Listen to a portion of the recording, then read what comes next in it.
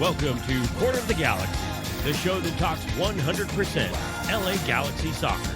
We're glad you could join us. Now it's time to sit back and relax as your hosts navigate through the twisting, turning, but never boring world of the five-time MLS Cup champion LA Galaxy.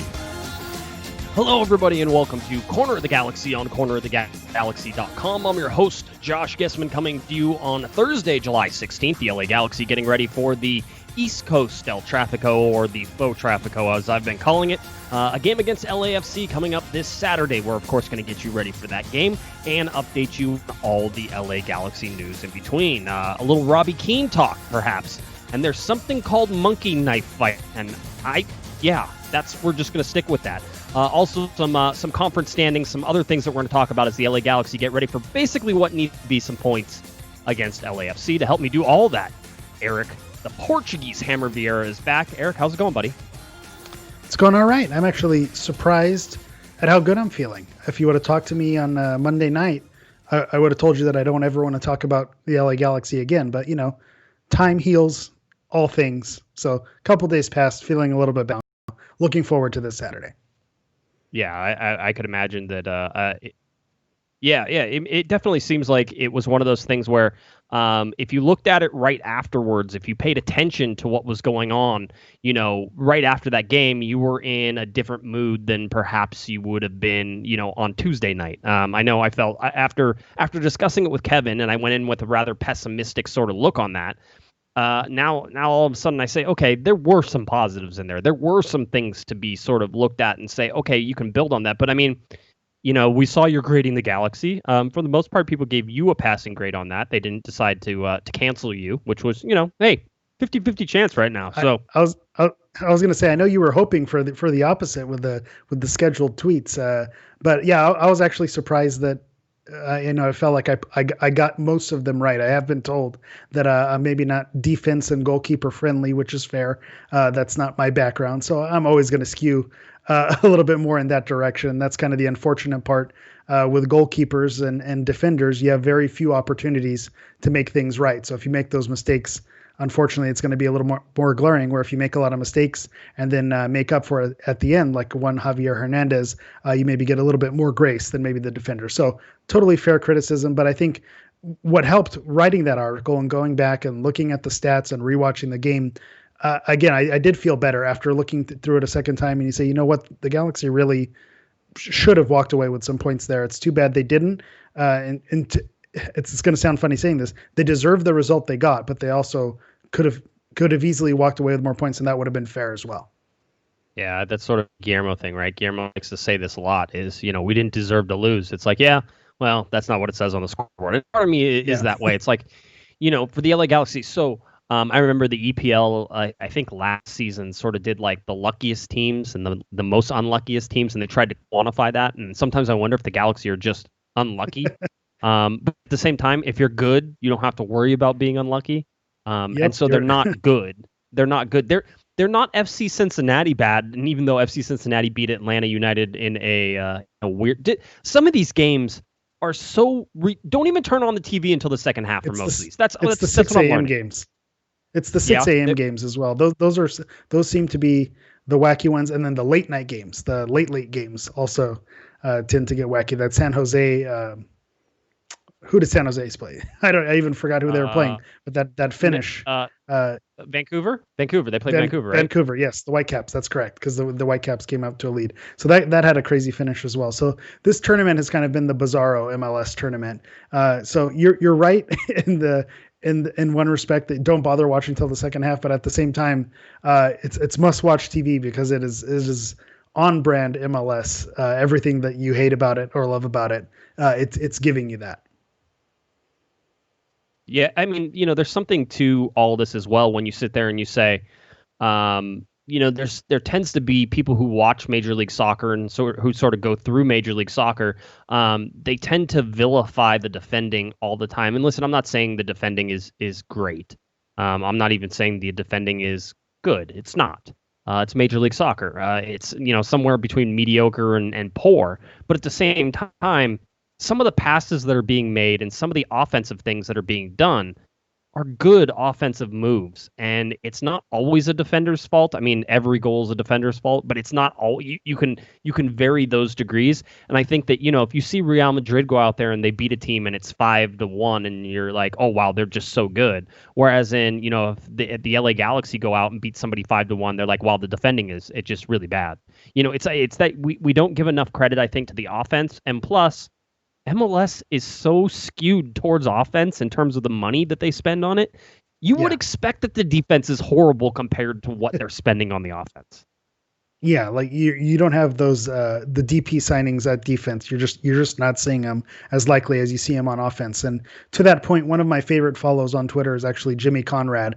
If you follow him, and I know he's got a kind of his own personality that people again have their own thoughts on. But something that I love that he does is he'll take clips from Bundesliga, clips from the Premier League, and he'll say, but if this were MLS, what would you say? But he points out that this is stuff that's happening all over the world. The league, the league in the United States is not 10 times worse than everywhere else. Like you said, the budgets and the players that are being signed skew offensively. So you're going to see some of that because the money is not being thrown behind the defenders. But so if you're not following Jimmy Conrad, that's a good follow because he'll highlight that in other leagues as well. It's not just here. Yeah, it is sort of that. Now, having said that, I thought that Rolf Felcher was extremely poor. I thought that Emiliano Insua was not great, and I think that Pipo Gonzalez continues to prove that he's not a starter for this team, which is a little scary in terms of how much we think that Guillermo Barros-Schelotto trusts him. And I think from that team as well, and you can go back to listen on Monday night, from all of that, I think you can look at Guillermo Barros-Schelotto and say, that he's missing things. And the fact that he's missing things and the fact that he is, sort of not able to adjust. And, you pointed out, Eric, you had the stat of the entire tournament so far, which is, the only team so far, and I think it still holds, the only team so far to only make 2 subs. Yeah, is the LA Galaxy, is Guillermo Barros-Schelotto. You can use 5 subs, and look at the 2 subs that he brought in as well, which was Gordon Wild and Emil Cuello, right? And so it's one of those things that you look at and you say, okay, this is how it works, and this is how we do it, and everything else in between. It's like you got to figure out a way to make 5 subs or 4 subs, and it was all sort of crazy. So anyway, that's sort of what we had. Go ahead. Yeah, and so the reason why I highlight is because we even made a joke about it on Thursday. We said, what's the over-under on subs now that the allowance is 5? And you said 3 as a joke. And I said, well, it's going to be exactly 3 because he doesn't use all the subs. And he went under, which was incredible. And so the frustrating part is, again, they're still the only team to only use 2 subs. The other lowest number is 3 subs, and that was only used on 2 other occasions. So you're seeing teams use 5 subs for most of these games. Sometimes they'll use 4. Very rare occasion they'll use 3. But they were a huge outlier to use 2. And when you see Chicharito, when he went to go take the penalty, he was drenched in sweat in the 11th minute. So you know that the weather is a factor. And so you have to game plan for that. And you have to have, 4 or 5 players in your mind that you're able to slot in. I mean, there's a reason why you have these benches. You need to slot these players in. And if you don't trust them, then that's one thing. But that's a bad sign. But if you do trust them and you're not utilizing, that's a bad sign as well. So both of the answers were wrong, regardless of whatever you think the symptom was. So that was the concerning part of that stat to me. Yeah, the other part of that is that it seems to have thrown Guillermo Barros-Schelotto under more of a microscope.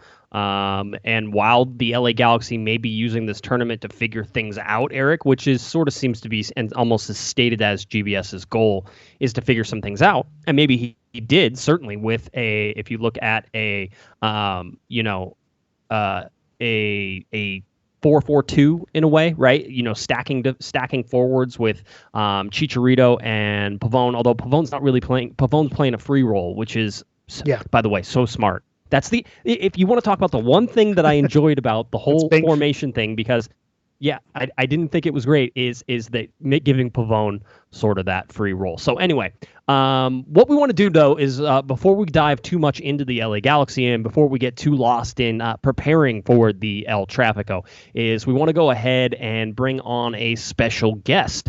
And I believe I have all this correct. So please welcome to the show, Mr. John Jones III, from the East Side Riders. John, can you hear us? Yes, I can hear you loud and clear.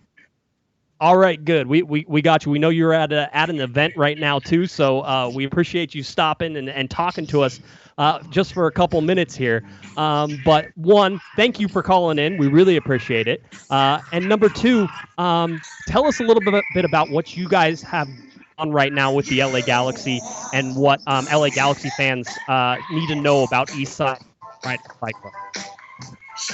So right now we are doing a lot of community events with the LA Galaxy and LA Galaxy Foundation.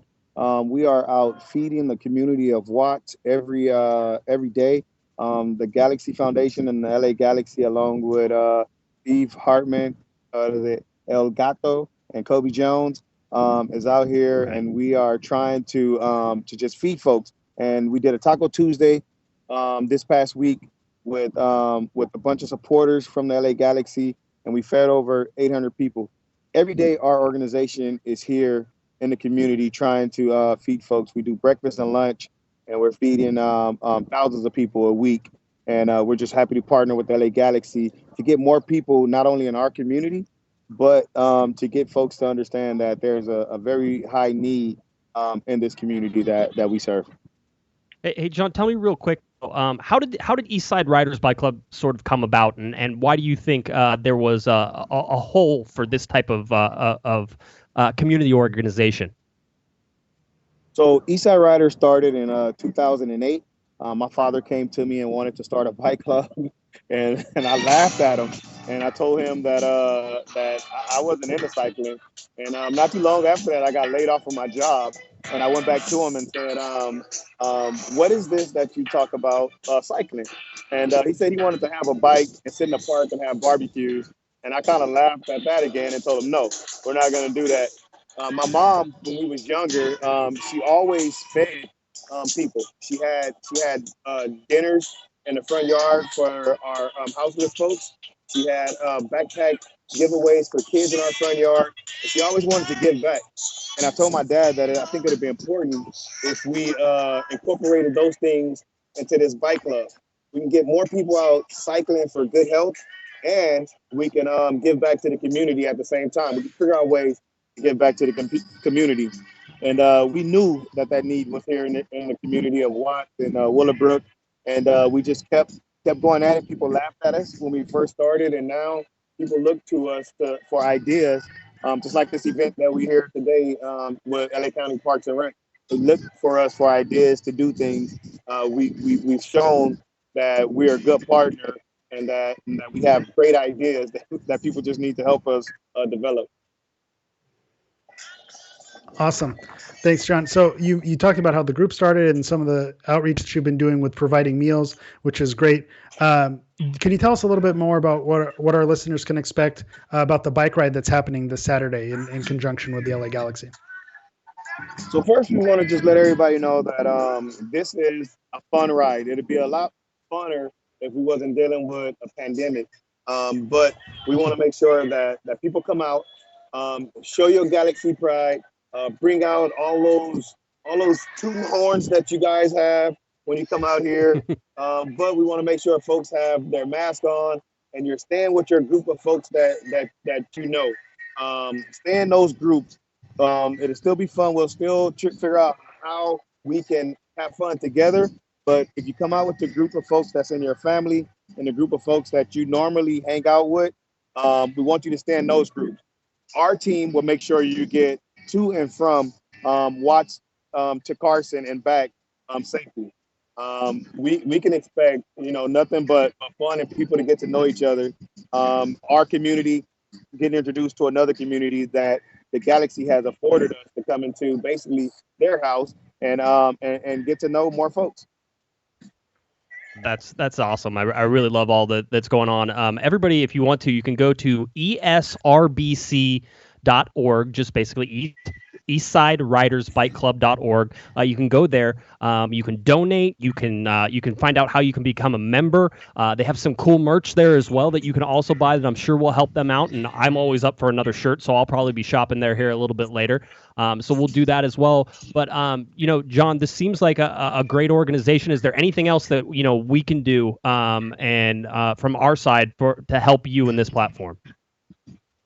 Just continue to want to help us. Let's continue to partner together and get more folks not only on bikes and cycling, but to serve their communities.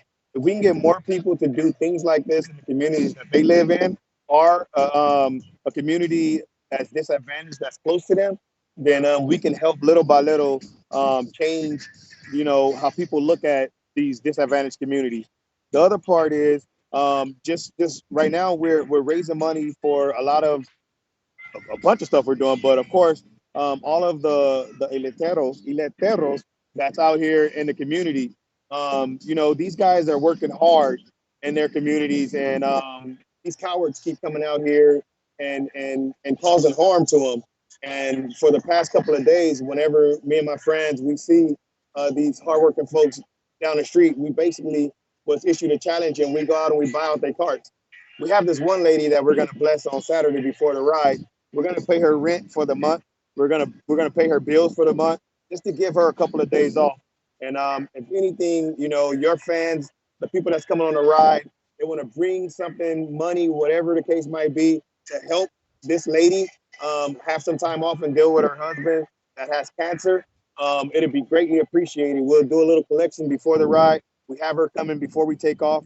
We're going to bless her with whatever that is, and hopefully we can get the money to give her a couple of days off.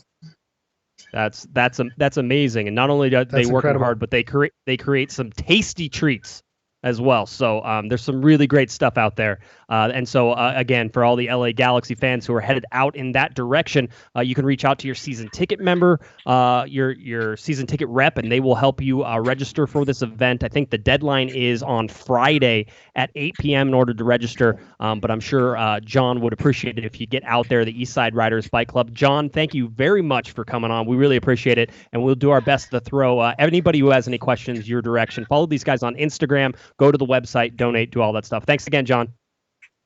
Eastside Riders, corner of the Galaxy, LA Galaxy Foundation. We appreciate you guys, and we look forward to doing more for years and years to come. Awesome, John. Thanks so much. Thanks, John. All right. Man, what a great event sort of thing. And I know the audio is a little crazy there, but John's literally at the park as we're talking to him. And, they got the speakers in the back there raising money right then. Yeah, I think that I didn't want to make light of it because he was bringing up some serious, they're raising money for serious issues and serious things. But I think that's the first time that Rick James has been featured in the background of this show. So this is a milestone moment. And so just what he was sharing and why we wanted Eastside Riders, I've been seeing them pop up with what they're feeding and their collaboration with the LA Galaxy. So I wanted to have John on to tell a little bit more. If you go to their website, esrbc.org, they have a quick little, they call it a mini doc, just a 5-minute YouTube video. Gives you a history about the organization, how they get started. There's a donate button there. You saw all the great things they're doing. They're constantly putting on events. That story with the Iloteros, we didn't even know about that, but that's just something, I'm glad he brought that up. I almost got emotional just because that's something that's happening right now. And if I can just get on my soapbox a little bit, John is doing it. There's all this talk about voting and elections and all these things, and you can scream at your politician on Twitter into the void as much as you want, but where you're going to make things happen is in your own community, in your own city, like John is doing in his own city of Watts, giving back directly to his people, finding your local school board, running, and helping your local government, helping your local communities. That's where change starts. And, he's just a shining example of that. So I'm glad he was able to come on, share his message, share what he's doing. And if you're able to make it out to the ride and show him some love and head to the website and give some donations, that'd be awesome as well. It just seems like awesome dude, and they're doing some great work. So, you love to see this type of collaboration with the LA Galaxy. Yeah, it's great. That story about his dad sort of coming to him and said, I want to do a bike club. And he's sort of like, nah, I'm good. I don't need that. That's not my thing. And then he got laid off. And as he comes back, he said, well, why do you want to do this? That's a really important thing. By the way, on the website, you can go, it's John Jones Jr. is his father. He's John Jones III. So a little family affair there and a whole bunch of really awesome people who are doing some great stuff. And like I said, they fed 800 people, I think, on Tuesday. And I think they're planning on doing some more of that with the LA Galaxy. I know Angel City Brigade was out there. I don't know if any more the Victoria Block was out there, but I'm sure that they were out there feeding people. Great stuff. Again, esrbc.org. I will absolutely go buy a t-shirt and probably get a donation in there as well. So I know some of our listeners in the chat room have already donated. So I encourage you and I challenge you to go to esrbc.org and donate. This is something that helps around the community, around the LA Galaxy, and around Southern California. And John seems like he has some stuff figured out there in terms of what he's doing. He seems pretty focused on it. So I'm glad we could have him on. All right, can we shift gears to stuff that doesn't matter now and still make it somehow feel like it matters? Yeah, can we try to do that? After that interview, that really puts things in perspective. We're really worried about a tournament going on in Orlando, but moving on. We're worried about a rigged tournament in Orlando that had a draw that didn't matter because two teams dropped out and they placed one team. And wow, yeah, it puts everything in perspective. Well, if you're talking about fantasy dreams and things that shouldn't matter but absolutely do, there was a little interview over the last couple of days that placed a former LA Galaxy player. In fact, I shouldn't just say player. I should say former LA Galaxy legend. Or current LA Galaxy legend, quite honestly. However we want to qualify it, Robbie Keane was doing an interview, and he was asked about the LA Galaxy. And basically there was a question. It was, hey, Robbie, do you think you could ever see yourself managing the LA Galaxy? Robbie didn't hesitate. He didn't stop. He didn't think. He was like, absolutely. I love the club. I love the team. I love what they did there, and I would love to be a manager there. So now the rumors about Robbie Keane coming to manage the LA Galaxy shift into high gear, especially as Guillermo Barros-Schelotto is technically on the hot seat. You can say it's not warm, but it's warm. It's not, maybe not be hot yet, but it's getting warmer. And results in this tournament, while I don't think they matter, Eric, I think it could apply more pressure knowing that Robbie Keane is sitting there saying, just let me know. I mean, $1,300 if Uncle Phil doesn't even want to kick in the flight. $1,300 gets him from Ireland to Dublin to Orlando. So I'm just saying. I just wanted to throw that out there.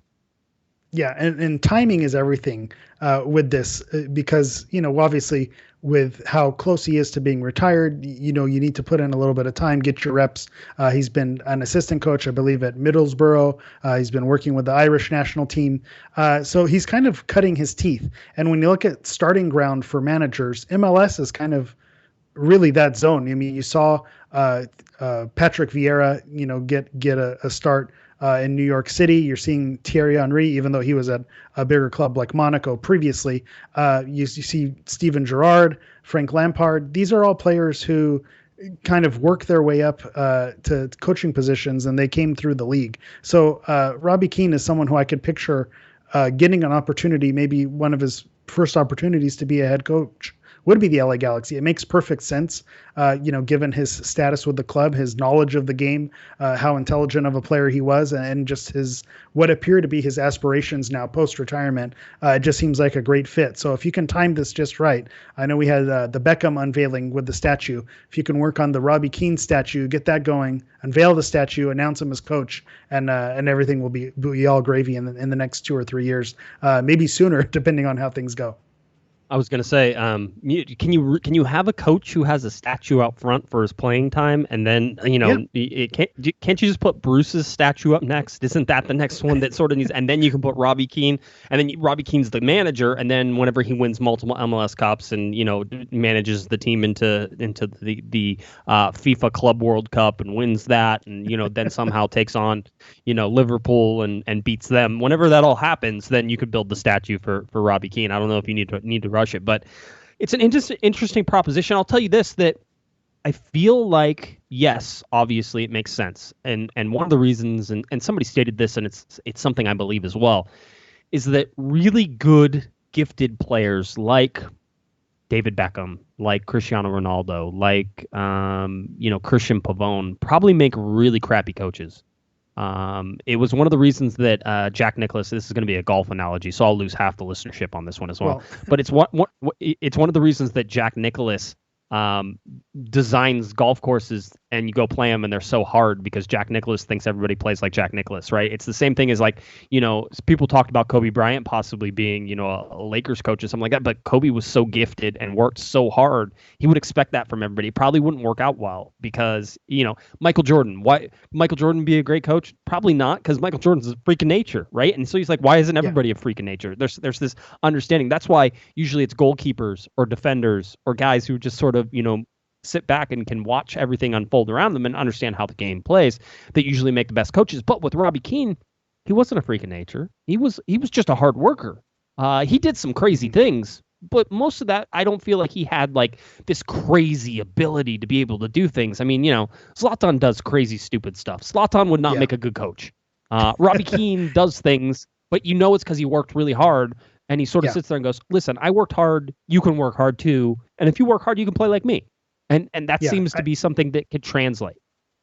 I think this is going to sound like an insult, but it's not an insult, which is when you look at someone like Zlatan, you can tell that there are gifts handed by God that just there's a little bit of magic there. And with Robbie Keane, he could probably do a lot of those things, but you can tell it's maybe not innate. And there was, like you said, that work ethic that went to it. The basketball analogy that is first and foremost to me is Phil Jackson. Phil Jackson is someone who was a bit of a role player when he played. He understood how you needed to make connections with the bench players, and it wasn't all about the superstars. And that's what made him a great coach, is because he was able to connect with every player at every role that they played. And that's what made him great. It's not, like you said, Michael Jordan's, Magic Johnson's, those aren't always the best coaches. It happens, but it's very rare occasion. So Robbie Keane, someone who maybe has a history of getting into his teammates and expecting a lot out of it, but he's also someone who is able to recognize every level of the game. And you just see with his coaching path that he's on, the levels that he's coaching at, he's able to get a lot of good experience and kind of see how it works. With your Kobe analogy, I think with his kids and reaching out, he kind of changed a little bit, later in his life. And so you were starting to see a more nurturing side of him that maybe you didn't see as a player. So that's something that you can develop as well. Do you think, just trying to like look at the different coaches and trying to figure out, sort of, does that fit the mold? And by the way, chat room says there was some article that said Kobe may have made a great coach. He could have. There was a different sort of way he went about things. He was ridiculously gifted and talented, but he worked really harder than anybody. And that's why he eventually was so much better than everybody. Yeah. But what about Zidane? You look at a guy like Zidane, who was an outstanding, ridiculously good player. Yeah. That's why I didn't say always. yeah, it doesn't always make sense. We're not 100% on this, but for me, Robbie Keane, we were joking about this, 3 weeks ago, where we're like, oh, if Robbie Keane came and coached LA Galaxy 2 with Marcelo Sarvas and Juninho, and, those guys are all down there on the 2 side. And I'm like, we'd stop being an LA Galaxy podcast. We'd start being a 2 podcast, right? We just dropped down a division for that, to take a glance. Everybody wants to know if this is realistic. That's really, could this happen? This is more in the realm of possibility than almost any rumor you've ever heard. I'm not saying it's happening. Yeah. I'm just saying that if you want it to make sense, this can make sense easily. It makes sense 100%. It makes sense all day. And there's never a time where Robbie Keane would be linked to the LA Galaxy where it wouldn't make sense unless like Bruce Arena came back and was like the head coach. And then even then I'd be like, well, Robbie would be assistant and then Bruce would be the GM. And then, you could sort of go around. Yeah, and sort of look at that. So no. And to your point, you hear the Messi rumor every year, you hear the Ronaldo rumor every year, and there's no fact base in that. It's just a rumor. With Keane, there's a connection to the club, and he's he's on record as saying so, and he's scored goals for the club, and he's in the record book. So it's not a stretch whenever you have situations like that. I know we brought up statues. I think it's Kenny Dalglish at Liverpool had a statue as a player and then went back to coach as well. So it's not unprecedented. It is possible. All right. So that's one of those things. So if you're hoping for, Robbie Keane, so you sort of have to play, president here for a second.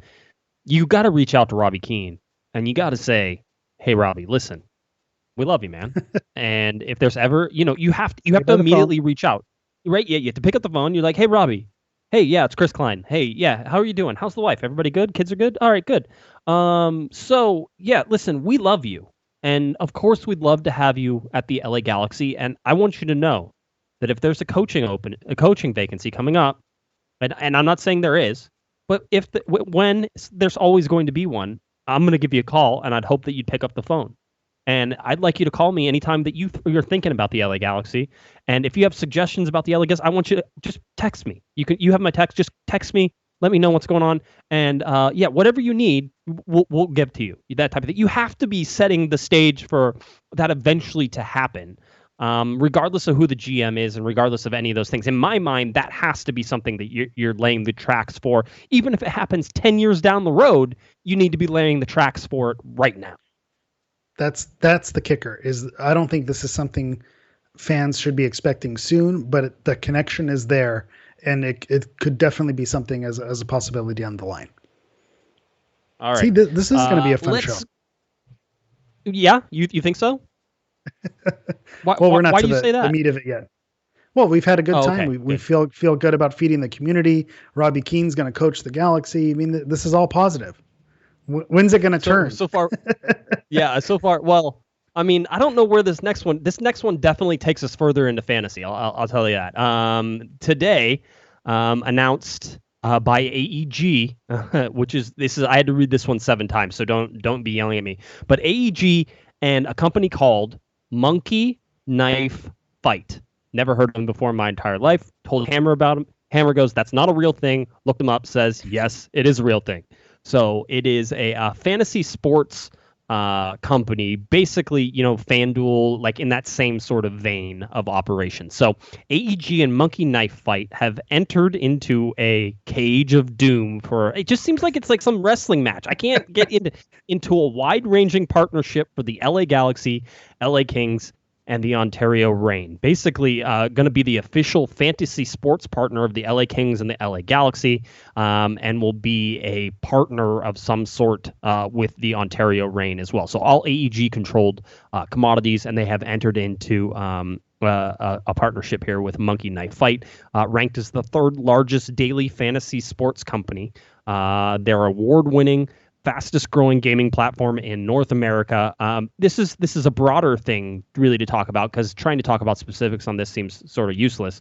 But the broader thing is that gaming/gambling is making a bigger and bigger impact on Major League Soccer. We knew that whenever the sports books were basically allowed anywhere inside the United States. We've seen that. And now we're starting to see it on the MLS website, where they're actually giving odds directly on the MLS website. You go to a game, it'll tell you, the Galaxy are plus 350, LAFC's minus 150. So you're getting the game spread basically for every single game, and that's on the league's official site. So gambling is coming to a sport near you very soon. And I don't know if you've ever been to the UK or anywhere abroad, really. Whenever I went to a Chelsea game, I saw Chelsea and Newcastle, but they have betting stands inside the stadium, like right next to where you get your hot dog, which I don't know if they sell hot dogs. I didn't get any concessions. I was there for the game. But they had that right there, and right next to it was, your betting parlor, and there were the lines. Who's going to score the first goal? Who's going to win? All that stuff. It was right there. Your prop bets were ready to go, and it was inside the stadium. And I feel like that's coming here to Major League Soccer. I was going to say, you keep saying it's coming. I think it's here. I think with sports betting, with laws that have passed, basically making a thing with FanDuel and those type of gaming websites, as they're called, but they're really gambling websites. You give your credit card number and you set your lineups and you try to win some money. It's gambling. It is what it is. And I think you are just going to start seeing a lot more of that as it becomes more prominent. So if it brings, your casual fan, and it brings them in and creates some interest. We found that the fantasy sports boom has gotten people into sports that maybe they wouldn't have otherwise been that into. I mean, I'm not a huge NFL guy, but at the same time, I'm in a bunch of fantasy leagues, and I'm going to keep up and try to make things happen and have a way to hang out with your friends. So you can have that same thing. If that's created in MLS and you say, well, the Galaxy has this partnership, you can bring in some casual fans who may not have been there before and have some fun with it. So there is a positive to it. You always have to argue both sides. The one danger whenever you bring in betting and gambling into things is there are things that can go sideways. You mentioned the live betting that happens in the UK. I know there were some instances where, they had people waiting in the stadium who were looking for sites that were maybe on a 10-second delay so they can live bet when goals happen. So there are some controversies and some scandals that can happen when you introduce gambling and money, because people will do whatever they need to do to try to earn some money. So just precautions need to be taken, but there are a lot of positives that come with this as well. It's not always a bad thing. I read a book about match fixing, which was super interesting. I think everybody should read about match fixing because it can be so subtle that it can be really hard to sort of figure out that stuff. So just some interesting things. It's the owner there is Bill Asher, formerly worked with Playboy. And basically, it's got a whole bunch of money behind it. Really, that's what you should know. I think they also had to deal with the Wildcats of the XFL, the LA Wildcats. Remember when that was a thing? That feels like it was like 7 years ago, and wasn't that fun. They had some momentum. They had some momentum going too. I was excited to go to my first XFL game at Dignity Health Sports Park, so I was disappointed never got to see that come to fruition. Yeah, it was one of those. Another missed opportunity, I'm telling you. Just so close and yet so far away at the same time. The other big sort of announcement the LA Galaxy made, and this was in I was going to say in an alliance. It's literally called The Alliance. 11 pro sports teams in the greater Los Angeles area unite as allies in a new collaboration, the Alliance Los Angeles, to utilize sports for social justice. This is the LA Galaxy, the LA Angels of Anaheim, the Los Angeles Chargers, the LA Clippers, the Los Angeles Dodgers, LAFC, Los Angeles Kings, Los Angeles Lakers, Los Angeles Rams, Los Angeles Sparks, and the Play Equity Fund and the LA 84 Foundation, all joining together basically to pool their money, to pool their resources into social change. Which is a really interesting large group to put together. There's a ridiculous amount of money that you could throw behind this if you start adding all this stuff together. So I think the focus here is to find projects that can help increase, community involvement, social justice, all of these things that are certainly on the forefront of everybody's minds right now. And so all of these pro sports teams get together in order to try and affect some social change with sports as sort of the backdrop. So yeah, they're using some of the sports money they have, some of these billionaires, they're going to use some of them billionaires' monies and to affect social change. It's going to be interesting to see what they can do and what they pull off, because again, Eric, the scope on this stuff is gigantic, and all of these guys have their own, charity organizations. Everybody knows the LA Galaxy have their foundation, which always does great jobs. I mean, donates ridiculous amounts of money, usually over $1 million a year, goes out into schools and into the communities surrounding. So just a really interesting sort of idea to put together. I'm just not sure what to expect from it yet. That's sort of the big thing. So I'm cautious about it. It's like, this sounds really interesting, but I want to see all of you get together and agree on something and get something done before I'm like really jumping up and down on this. I was going to say, we can't get two co-hosts together on this show and agree on format sometimes. So getting 11 different organizations behind it, I could see where the hesitation may be. But the thing that I take away from it is you always see some connections between some area sports teams. Like you have the AEG connection with the Kings and with the Galaxy, and to the Lakers to a lesser extent. But that doesn't include everyone here. Every local sports team is part of this coalition or alliance. So that's what makes it interesting to me, is everyone's bought in. And I think that's important, because if you're going to impact change in the community and you're going to influence young people to get involved in a social justice movement, who do they follow? What do we have? We have a sports LA Galaxy themed podcast. They idolize these sports teams who have their heroes on them. So when you have the organizations dipping their toes in these waters to create change for positivity, that could be a good thing. So that's what I'm looking forward to. It. I actually, saw that they're having a Zoom call where they're going to go a little bit more in depth. So maybe we can get on the Zoom call and find out what exactly their mission statement is and what they're going to do moving forward. But I like the idea and the concept of not having factions, and especially given that we're in a rivalry week this week, is bringing everyone together regardless of which team you support, and you're all supporting, moving in the same direction, so to speak. So that's positive. We'll see where it lands, but the thought behind it, I think, is great. Yeah, it certainly is. Again, let's see what they can pull off. So we'll keep you updated on any of that stuff that comes through. Conference standings, LA Galaxy. Remember, first 3 group games count for conference play. Count as the regular season.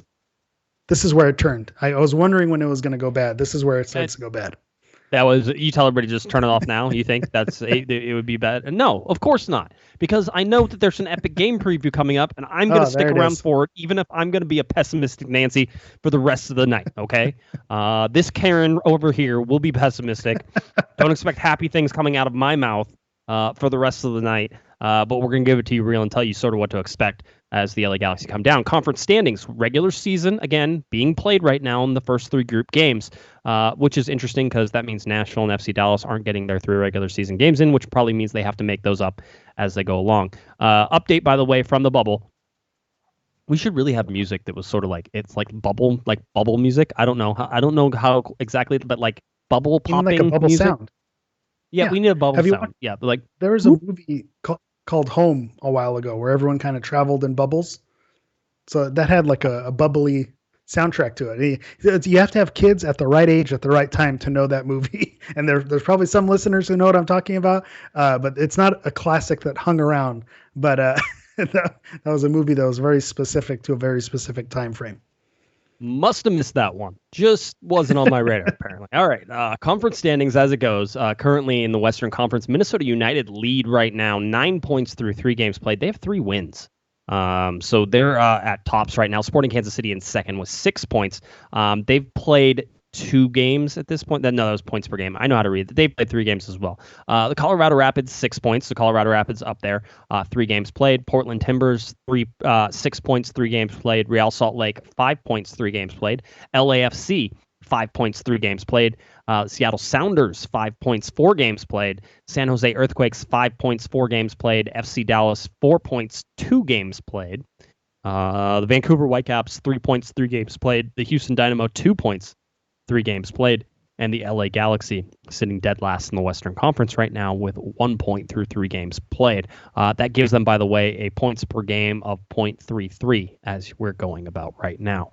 We told you it was the second worst start in franchise history for the LA Galaxy, and they currently sit on 1 point through 3 games. Only in 1997 were they winless through the first 3 games. That was in the shootout era too. You should have been able to get some points in some of that stuff.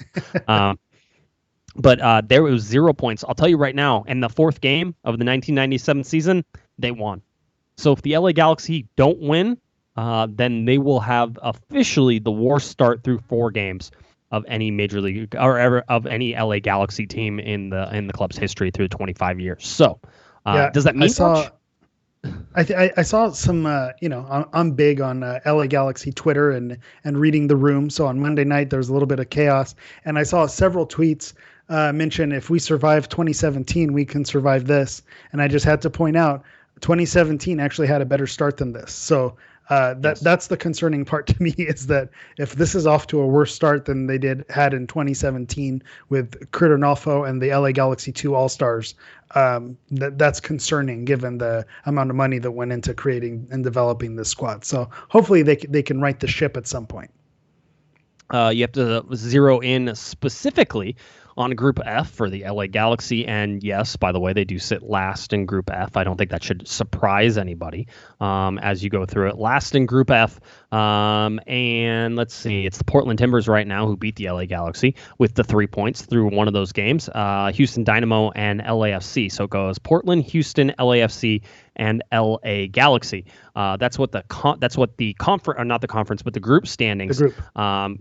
Currently look like. If you're looking through Group A right now, Orlando City is tied with the Philadelphia Union with 6 points in Group A to lead that. Group B through, it looks like 2 games played for some and 1 game played for the others. The San Jose Earthquakes currently at number 1 spot in Group B. Chicago Fire in second place in that group with 3 points. Group C is Toronto FC, 4 points. New England Revolution, 3 points. Remember, the top 2 automatically go on to the round of 16. We can talk about the third place teams as well. Real Salt Lake is at the top of Group D with Minnesota, 3 points and 3 points. And then you have Group E, the Columbus Crew, 3 points. New York Red Bulls, 3 points. FC Cincinnati, 3 points. Atlanta United, adios. It looks like they lost. I think they're out. I'm pretty sure they got eliminated today. Not quite. They still have a chance. Come on.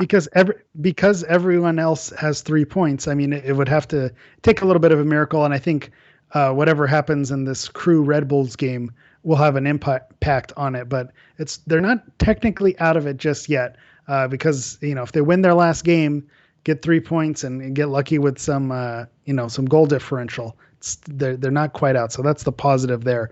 Although the teams that already have 3 points in that group are sitting in a very good position, given that 4 out of the 6 third place teams advance. If you have 3 points already, even if you have 1 point already, you're sitting in a good position than the teams who are yet to get on the board. Yeah, that's the interesting thing here is, listen, the LA Galaxy really do need to take a point, at least a point, from what happens on Saturday against LAFC. They don't have to technically in terms of mathematics. And if you lose your first 2 games and you win your last game and things go your way, you technically could be a third place team that qualifies. And right now, those third place teams that are in the wild card standings is FC Cincinnati, LAFC, DC United, Seattle Sounders, Sporting Kansas City, and Inter Miami. So you can see that one of the third place teams, Eric, is coming from Group F, and that would be LAFC with current standings. I don't expect it all to finish that way. So that's something to sort of understand. I was asking for some different stuff today in terms of, well, what are the scenarios? And the bottom line is that the scenarios are so out there, up in the air with all the games to be played that nobody's really started to figure out what those scenarios are. It just doesn't make any sense to try to really figure them out. But in terms of the LA Galaxy, 1 point puts them in a much better position to advance than 0 points. 0 points is a bit of a Hail Mary in order to try to get there. 0 points could be the kiss of death. And I think even more than the 0 points, I think the result from the Portland-Houston game is going to be something that fans and the Galaxy need to keep an eye on, because if Houston wins that game, they vault Portland, and Portland already has 3 points from beating the Galaxy. So even though mathematically they may not be eliminated, if Houston wins and beats Portland, the Galaxy lose, they're done. So what you're hoping for is that Portland essentially wins out the group, and then you kind of fight it out with the other 2 teams for second and third place. You want to try to split the points there. The team that you already lost to, you want to see them beat everyone else, so those other teams don't make up points against the team that you lost to. So that's the game you really want to keep your eyes on. There's a lot of third place scenarios that could happen, especially with teams that started late like Chicago and Vancouver, who only have 1 game played when other teams have 2. There's a lot of tournament left to play and a lot of variables that you probably won't know until match day 3.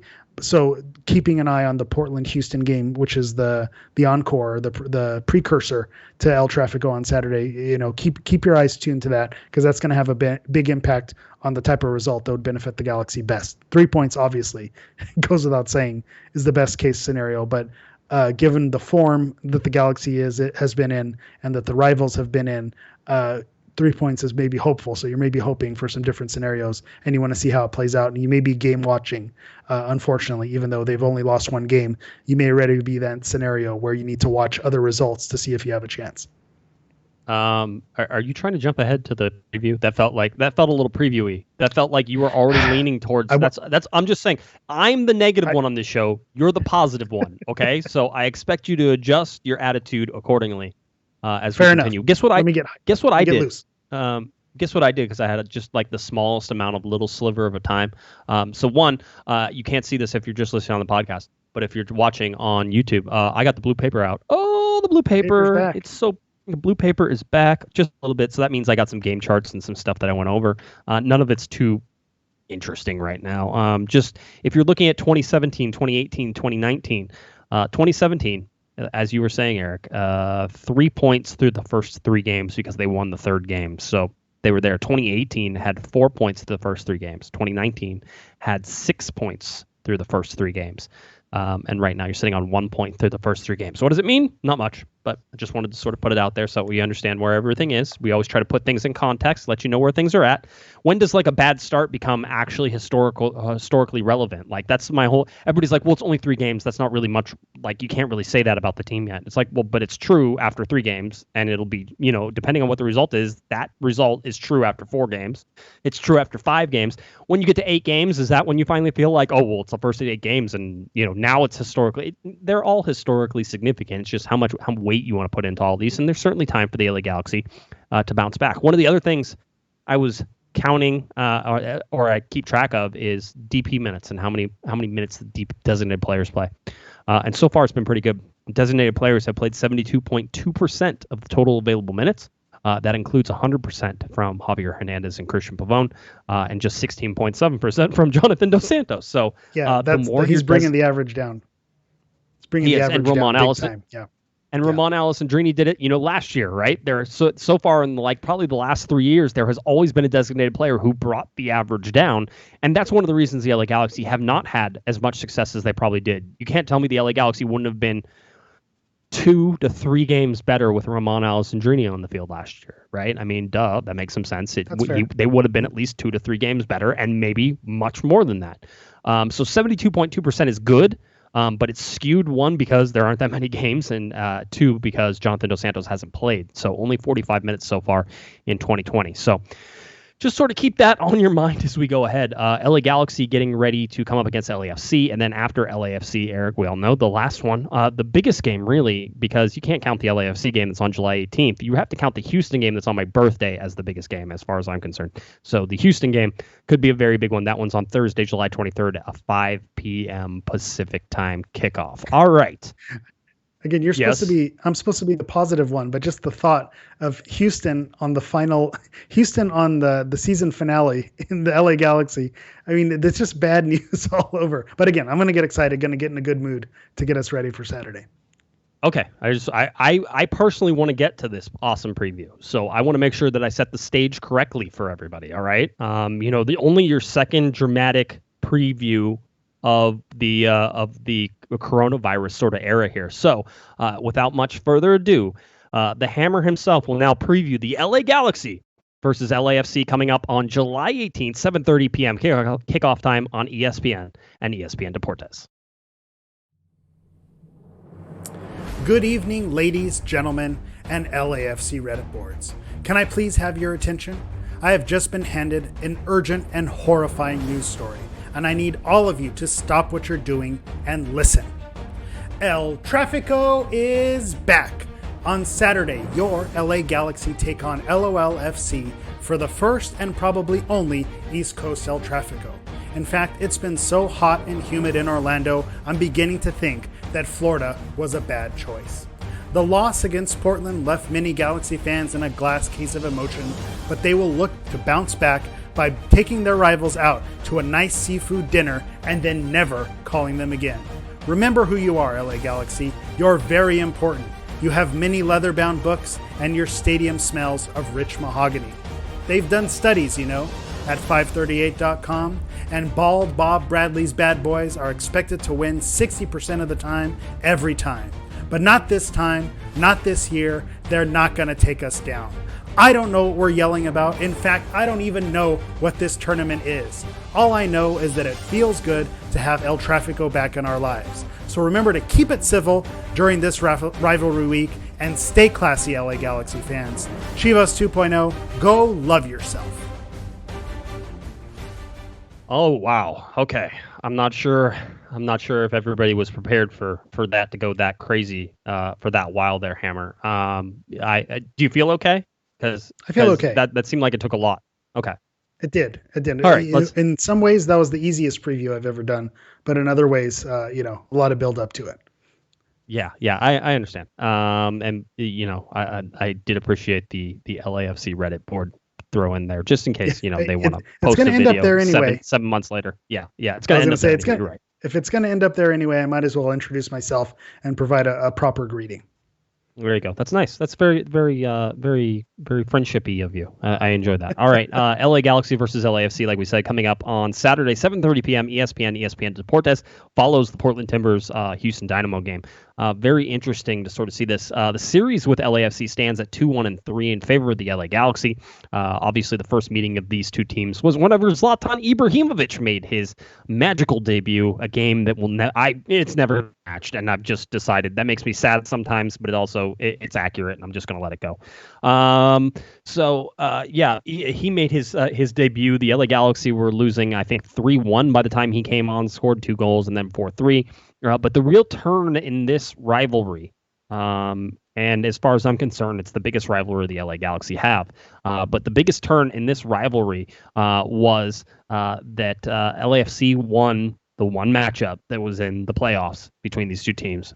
That was just last October 24th when the world seemed a little more normal than it does now. So 5-3 victory, 8 goals scored in that game. So, the big sort of thing with this game, Hammer, and everybody's covered it and has talked about it, is there's no Carlos Vela and there's no Jonathan Dos Santos.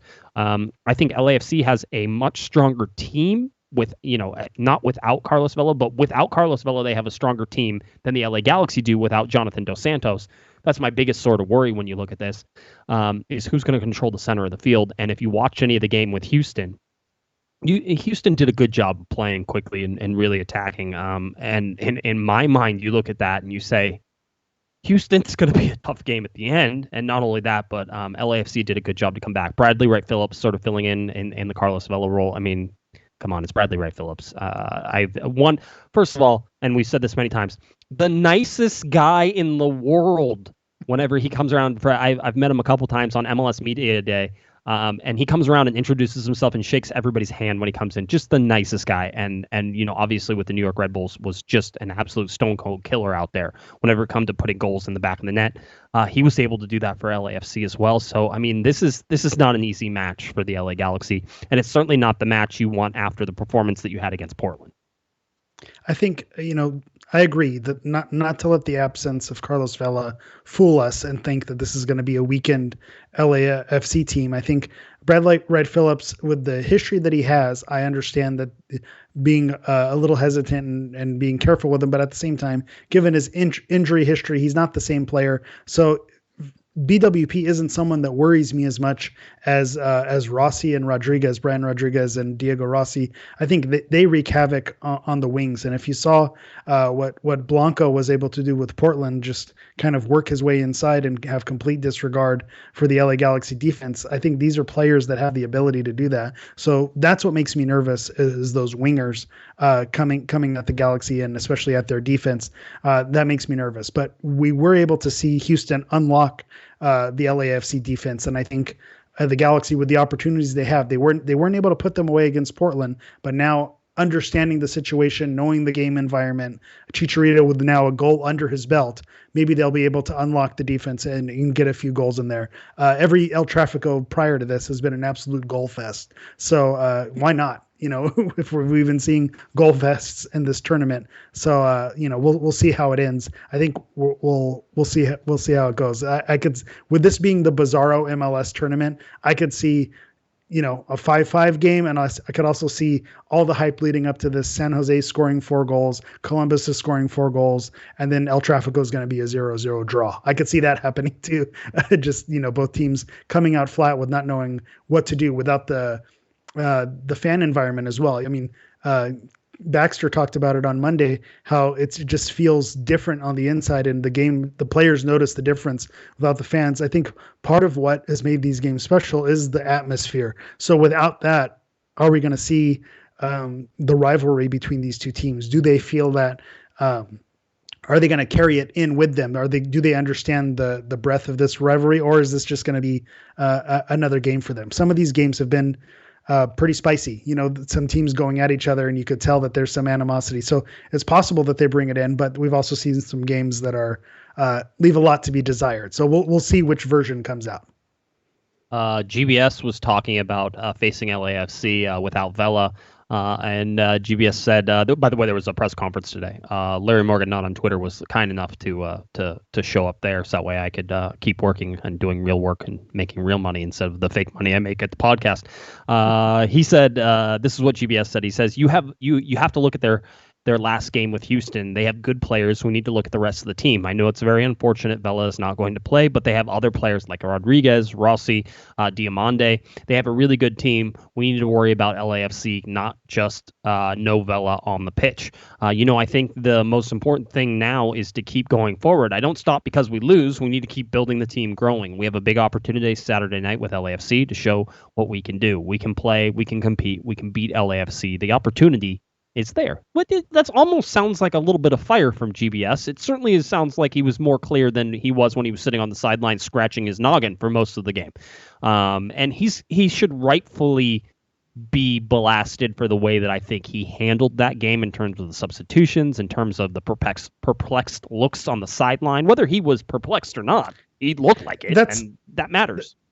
Yeah, I think we should bring that up as well, because I've seen that argument. It's well, Bruce Arena, had moments where he didn't look too enthused on the sidelines as well. Why are we ripping GBS for this? And I just think it's what the appearance had. And Guillermo Berlusconi, given as much of the pedigree that he has, he didn't have that coaching experience prior to when we started to see Bruce kind of fall off the rails a little bit, for lack of a better term, on the sideline. So to have this a little bit earlier in his tenure, and just the optics of it, I think spoke a lot. It's not body language doesn't tell you everything, and we don't know what he was thinking, and we don't know what he told the players in the locker room. He may have fired them up. He may have kicked chairs and thrown things around and gotten everyone fired up in the locker room. But the optics of it didn't give you that look that it's something that he did. And I think that was the concern. So, people who are saying you shouldn't be judging body language, I understand body language isn't going to score you goals on the field, but at the same time, it tells a story. And if you're trying to make the narrative and that he's not on the hot seat, that doesn't help his case. No canned laughter, as I call it. No canned laughter for this game. It's on ESPN, so there will be no laugh track provided. There will be nobody hitting a boo button for some reason, for whatever reason. Thank you. And as I rightfully said, I think I'm so right on this now. It's ridiculous. I just like the rightness that I am getting from the no, sort of laugh track thing. I win as far as I'm concerned. You can't.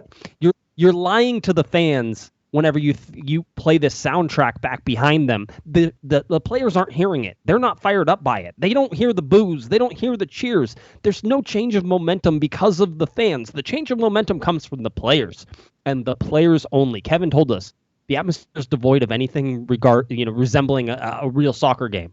So any emotion that comes into this game, understand it is brought on the field. It is carried. It is created. It is destroyed by the 11 players on the field and the people who are sitting on that bench, which to me tells a way different story than hearing some guy mix the booze into. By the way, that's the job. I really want that job, but that mix the booze in whenever Chicharito gets fouled in the box. That's a totally different thing. It is a skill, and you want to applaud it and give credit for what it is. And I apologize if I'm being repetitive, because I feel like we've had this conversation, so I don't know if it's through the text thread, through a group chat, or I've actually on record as saying it. But the biggest issue that I have with the canned noise is the level of which they play it.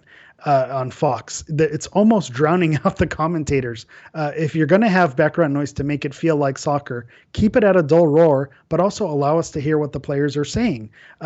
When you put it so loud that you can't hear what the commentators are saying, you don't hear what the players are saying on the field, then you're basically just listening to a white noise machine. And to me, that's the frustrating thing. Have it on as a dull roar to give a little bit of familiarity, but make sure those players are mic'd up, and we're not afraid of a little, a swear word here and there. It's what makes it great. It's what makes it fun.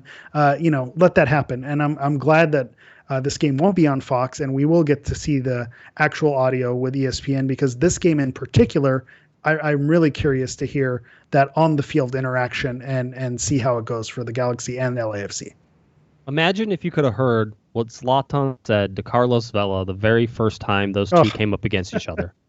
Imagine, I mean, we all know what he said, but imagine hearing it word for word, and then, Eric, if I know you, making it your ringtone for the rest of your life. Yep, I mean, absolutely. those, right? So, I mean, you could say that. Zlatan was probably like, "Have you seen my carrot? It's about this big." I'm pretty sure that's what he said. I'm almost 100% as it goes. Family show. Klush, it is a family show. We're talking about carrots, and they're nutritious. If I had to edit my game preview, you have to edit yourself. Go love yourself. I thought that was a good Bieber reference. I think people are going to enjoy that. Anyway, let's talk a little bit or hear a little bit from Sasha Kleshin. And they were talking about, will it feel like a rivalry game? He goes, I don't know yet, because right now we're preparing for the game and we'll see what it's like on Saturday night. Weather conditions play a lot into these games down there. Obviously, the game has been a bit slower than usual. The distance covered in the games has not been as high as usual, dealing with the heat and humidity. So rivalry games are huge for the fans as well. And not having fans here will take a little bit of the atmosphere out of the game. But I don't think the fire or the desire of the players will be at a lower level than usual. When you're playing a derby game, you're playing your biggest rival. You have to give everything you have and even a little bit more. I know we have Galaxy fans at home, and they'll be supporting and watching us during the game and cheering us on from home.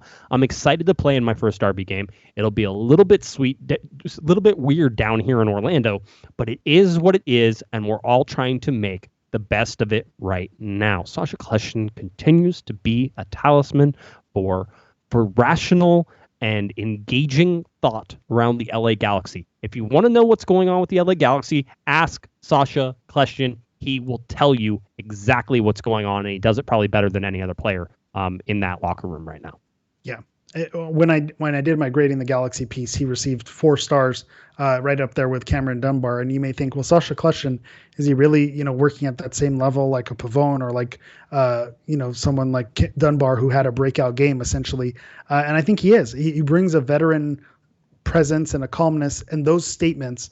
He's someone who's been in derby games and MLS. He's someone who's played in Europe. He understands what rivalry games mean.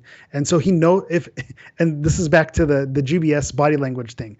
Even if Sasha Kleshin doesn't mean any of it, he knows the right things to say and he knows how to make it look professional. So he's at least putting the right message and the right optics out there. He knows what to say. And so I personally believe that he's genuine when he's saying that, and he's going to know what it means. And I think he knows, being a local boy, he's going to bring a little extra fire to this game in that lineup. I think he'll bring that. So I believe him when he says it, but I'm just making the point that, you have to know and say the right things. And he does that across the board, both on the field, that he showed with his play on Monday, one of the better performers, and then off the field with the things that he's saying. To me, he's like a de facto captain outside of Chicharito and Jonathan Dos Santos. Yeah, he should be captain right now. I would have no issues with that. Again, I always thought it was interesting. We talked about it on Monday. Cameron Dunbar, 17. Sasha Kleshin, 34. Sasha Kleshin is exactly twice as old as Cameron Dunbar, which is so much fun to think about. All right. Let's see. I was going to say, Joe Corona says, regarding LAFC, he goes, I feel like especially by the way, Joe Corona available for this game because his 2 yellow cards that he got in the Vancouver game, which resulted in a red card, now means that he will be available. So that coming up, Joe Corona, expect him to play because he didn't play at all. Expect him to go 90 minutes because GBS doesn't know how to use subs. He goes, I feel like, especially in a derby, like fans play such a huge role. They're so important because that rivalry is huge. The week going into that game, it's so big, not only for us, but for the fans. It's a very different atmosphere right now going into this game, but I know the importance of it and we have to win. And they talked about, preparations, change without Vela, the type of thing. He says, I think preparation is the same. It's a very important game for us, especially now that we are obligated to win no matter what. I think we're focused the same way. We're training the same way because we know they're a good team. Mr. Eric, the Portuguese Hammer. We didn't talk about this because we scrambled to get the show on tonight, but do you have 538 in front of you? I do have, I'm always going to bring 538. I'm going to bring you a game preview and I'm going to bring you 538. If I'm good for nothing else, I'm good for those 2 things. So LAFC has a 57% chance to win the game. The LA Galaxy had a 25% chance to win, and then an 18% chance for a draw. So heavy favorites. If you look at the MLS slate on 538, LAFC, I believe this is the second highest favored percentage to win of the games coming up in the next couple days. So heavy favorites going into Saturday. You may want to duck and cover. It could get out of hand if the Galaxy don't get off on the right foot. I was going to say probably one of the other heavy favorites was Atlanta United facing off against FC Cincinnati. So that's what I say to all of. That's where you can go on the other side. That's what. Hey, listen, if you're betting on this, which by the way, don't bet on MLS. It's stupid and it makes no sense and there's no pattern. So don't do it. But if you are, this is a game you bet on. Furthermore, don't bet on MLS. Don't bet on the MLS's back tournament, especially. If you're going to bet, definitely now is not the time. So I'm with you there. But the one thing that I will point out, I think last season, before El Tráfico away, the second one, I think LAFC was like at a 80% chance to win, and the Galaxy ended up drawing that game when they really should have won that game. So these percentages, as often as 538 is correct, they've also had some big swings and misses as well. So don't let that deter you, but go in with your guards up, I would say. Basically, it just means in alternate universes, LAFC is going to win, 57 of the 100 games that get played in the alternate universe. But this universe right now, it's all messed up with coronavirus and everything. You can't, you have no idea. Yeah. All right. So the odds are actually in the favor of the weird ending. That's right. That's maybe you could bet on that. All right, then Hammer, I want your prediction because I would like to pin you down so when you're wrong, we can all laugh. All right. I'm expecting a goal fest. I'm going to say 3-3 draw. I think they eke out a point. We have some 98th minute heroics, from Chicharito finishing off his hat trick. 3-3 draw. All right. I've been really thinking that I really think there's a good possibility of two outcomes. The first outcome. See, you can't pin me down and then go with two outcomes. Relax. I won't sit on the fence. I'm just going to tell you my thinking. All right. I'm going to go through this. The 0-0 draw to me just is meaty on this one, right? Because the tournament has not had many 0-0 draws. I don't know if there's been any 0-0 draws, maybe one. So that thing. Every game has been a goal fest between these two, so that's why I lean towards 0-0 draw. I think if it's not a 0-0 draw, which we'll probably know within the first 7 minutes because I feel like somebody will score a goal. But if it's not a 0-0 draw, then I think LAFC wins this game. I don't see the LA Galaxy as carrying any sort of momentum coming into this, despite the fact that they all said, we shouldn't have lost and we played better than the score and blah, blah, blah, blah. The stats kind of back them up, but at the same time, that was uninspiring and it wasn't fun. I think this one could get really ugly if they're not careful, if the LA Galaxy aren't careful. And without the fans being interactive, you could see one team going down a whole bunch and not being able to scrape its way back out because there is no acceleration there for the fans and everything. And this is just a weird tournament at a weird time. So it's not a real El Tráfico. It's not a real rivalry game. There's no home team. There's no away team. There's all these things that throw this into a weird thing. And you can read what the players are saying. They're saying, yeah, we know the fans won't be there, but it's going to be the same intensity. It's not. It's not going to be the same intensity. And it could be red card fest. I could see that as well, but it's not the same intensity. I think I mentioned that a little bit earlier with the players maybe not knowing how to react without the atmosphere there. And I'm beginning to maybe move towards your side of the fence because when we look at 538 and all these predictions, LAFC really should win these games on paper. But what the difference is once you get in the stadium atmosphere, the Galaxy fans and the LAFC fans as well bring a different atmosphere, and the players get up for those games. And I think the Galaxy, who maybe weren't there on paper, get up for those games, and they bring something a little bit extra because of the game atmosphere. So without that there, they maybe don't get up for it, and we see the result that's technically, supposed to happen on paper, which would be a landslide victory from the other side. So I could see that happening as well. I'm just too optimistic to go on record to say that. I think it would be, again, it's just that this LA Galaxy team is more worried about trying to figure out how they're supposed to play right now, Eric, than they are about understanding, what this rivalry is. And what you saw in Portland was a lot of individual play and not a lot of team. If you watch LAFC play, that's the exact opposite between LAFC and Houston. Those were both team games. Now, LAFC has a horrible defense. I think their last 3 games, they've averaged giving up 3 goals in each of the last 3 games that they've played. Yeah. That's where I landed on 3-3. Is their last? They're coming off back-to-back 3-3 games against Philadelphia and against Houston. Yeah. So anyway, however this ends up happening, it's going to be interesting. I don't think it says anything about the LA Galaxy. I don't think it's going to make some giant statement, because I'm not sure we even know who the LA Galaxy are, and maybe that's going to be the story of this 2020 season, is we don't know who the LA Galaxy are because Guillermo hasn't put a stamp on it. So more importantly than anything else, I want to see some chemistry. I want to see some passing. I want to see some runs. I want to see some understanding between players about where they're going to be whenever they finish runs and do all these things. And if they can do all that, if they can go and make some steps positive in this way, then there's a chance there. And again, a point here puts them in a better position to finish second or third in the group. 0 points here really puts a strain on their ability to go into the round of 16. So. Yeah, I would push back on your statement that this might not tell us anything. I think this could be the game that shows us everything, because I think if they can't get up for this game, if you can't fight, if you can't claw, if you're going to get beat, you're going to get beat. But I want to see them go down with their swords. I want to see some fight, and if they don't have it, they don't have it. But I want to see that intensity and that aggression there, knowing what it means. We talked about it with Marcelo and Janino, what it means to play for the Galaxy and what it means to play in these rivalry games. You want to see that. And that's all I'm hoping for. If the result doesn't go your way, that's fine. But if they go down on their sword, or go down with their swords, that might be a very different show. Then I think it could end up looking bad. But I just want to see some fight. All right. I think fight is difficult to gauge. I think that exactly. The people who yell, when you see people who yell no heart or stuff like that, that bothers me more than they don't have any heart. In the Portland game, the Galaxy fought back. That's what you expect from a team. You want a reaction, you got a reaction.